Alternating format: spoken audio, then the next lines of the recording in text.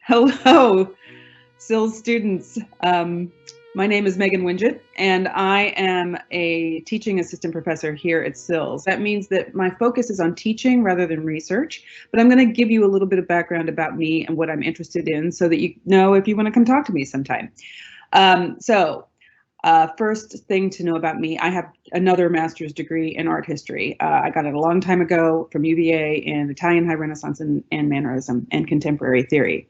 I worked at some pretty world-class museums as a master's student, and after I graduated, I worked at the Brooklyn Museum, the Cooper Hewitt National Museum of Design, and the biggest job was at the Museum of Modern Art in New York City, where I worked in the photography department as a library assistant, which sounds a lot more serious than it actually was. It was just like a one-person library. At that point, the MoMA photography department's library was in the department. It was self-contained. It was not part of the larger MoMA library system. And it mostly contained rare books, first edition photography books, but it also contained the collection. So the entire photography collection was housed in the library, and I was the assistant to the librarian there. So I got to meet a lot of scholars and photographers trying to look at photographs in the collection and books in the collection as well. After I got my master's degree in art history, I moved to Prague, the Czech Republic. So this was 1992. It was 3 years after the revolution, and you could pretty much do anything you wanted to in 1992 in Prague. And what I did was I developed a company where I developed historical walking tours of the city center using cutting edge Walkman technology. And I did that as an entrepreneur. And then I worked with the Czech National Galleries to develop an education program for their stuff. They kind of didn't understand how to do that at that point. This was great until the galleries had to shut down because whole huge pieces of their collection, whole chunks of their collection, had to be repatriated to descendants of Jewish people who were killed in the Holocaust. So like they didn't know what was actually going to be in their collection in 2 years, so they just shut down. While I was in Prague, I was also a real estate agent, and I worked very briefly for Radio Free Europe. So in the summer of 2019, just as an aside, I led the Prague Summer Seminar, and we went to Radio Free Europe. It was really fun. It's now called Radio Free Europe, Radio Liberty, and it's in a huge new building. And they requested that we come there because they need so many information science type people to help organize and provide access to their collections. So that's just something to think of. I think that job is actually a US government job in Prague, just as an FYI. Anyway, when I returned to the States, I moved to Chapel Hill and came to school here at SILS in 1997. To be a rare book librarian. I figured I had the languages, I love beautiful, rare, unique things. I know how to handle those kinds of materials. And I worked at Wilson Library in the rare book room. Towards the end of almost getting my master's degree in library science, I realized that I needed more experience with information technology. This was 1997. I realized that this Google thing was going to be important. So I stayed an extra year and I took every IS class that existed at the point. And so I have a really good grounding in both the IS and the LS side of what we do here. And then I worked at UNC as an academic technology specialist. But as I was doing that, as I was having my normal job, I realized that I had more questions about how things worked and how to describe things. I was really interested in how you just use text to describe things that are not text. So my big interest was really art, of course, and because that's what I always worked with. And I couldn't figure really out how to reliably and authentically describe something that was not text using text.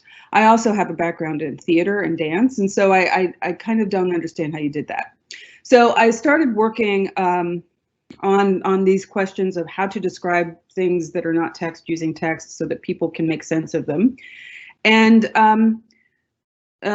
started working on my dissertation, which I think was really interesting. So I was interested in new media art, and which could mean a lot of things. But there was a guy at Berkeley who proposed that instead of having a metadata schema to describe a piece of new media art, that we should have a scoring system to score new media art. So instead of using traditional methods to describe ephemeral pieces of art that change every single time you look at them, he thought it would be more dynamic to score the system so that an organization could perform it instead of just presenting it, right? And it was a new way of thinking about how to present these things for the public. I was really interested in that idea, but the more I thought about it, the more I realized that I didn't really understand how scores or scripts really work. Like, what are the pieces of a play that have to be there for it to continue to be the same thing? What could change and what had to stay the same? So my dissertation was on the ways that musicians annotate their scores for the purpose of performance. How do they mark up their scores so that they could reliably perform the piece over and over and over again, and people would be able to understand what it was, and they could work with other people to make it happen? And what I was looking for was, like, what are the important characteristics of the work, which nearly always stay the same, versus the characteristics that can change given different contexts. So my first job as an academic was at UT, University of Texas at Austin. And I wanted to expand that work to do all media, new media art, right? I didn't want to look at musicians anymore. And they told me that that was too broad. New media art could mean anything. So I tricked them and said, okay, I'll do video games, which, joke's on them, video games could be anything either. But so I got a grant to look at how the creation behaviors of video game designers and developers. Look at how much time I have. And so what I did was I talked to video game designers and developers, anybody in the process, about what they made and what was important about what they made and what they thought was important to keep the same over and over and over again. I could talk a long time about video games and preservation and whether it's possible to preserve video games given the corporate interests right now.